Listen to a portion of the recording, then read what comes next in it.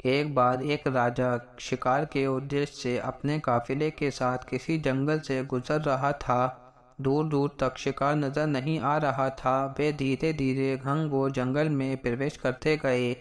अभी कुछ ही देर गए थे कि उन्हें कुछ डाकुओं के छिपने की जगह दिखाई दी।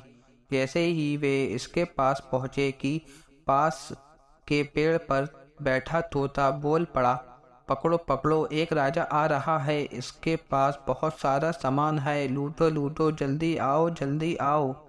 तोते की आवाज़ सुनकर सभी डाकू राजा की ओर दौड़ पड़े। डाकुओं को अपनी ओर आते देखकर राजा और उसके सैनिक दौड़कर भाग खड़े हुए। भागते भागते कोसों दूर निकल गए। सामने एक बड़ा सा पेड़ दिखाई दिया। कुछ देर सुस्ताने के लिए उस पेड़ के पास चले गए।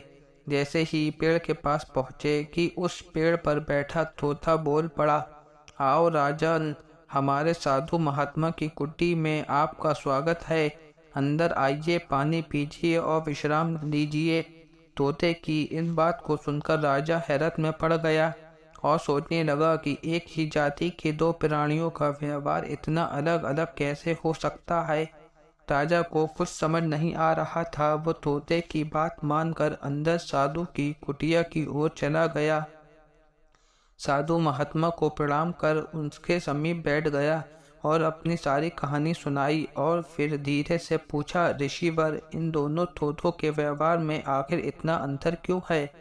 साधु महात्मा धैर्य से सारी बात सुनी और बोले, ये कुछ नहीं राजन, बस संगति का असर है। डाकुओं के साथ रहकर तोता भी डाकुओं की तरह व्यवहार करने लगा है और उनकी ही भाषा बोलने लगा है। अर्थात जो जिस वातावरण में रहता है वो वैसा ही बन जाता है।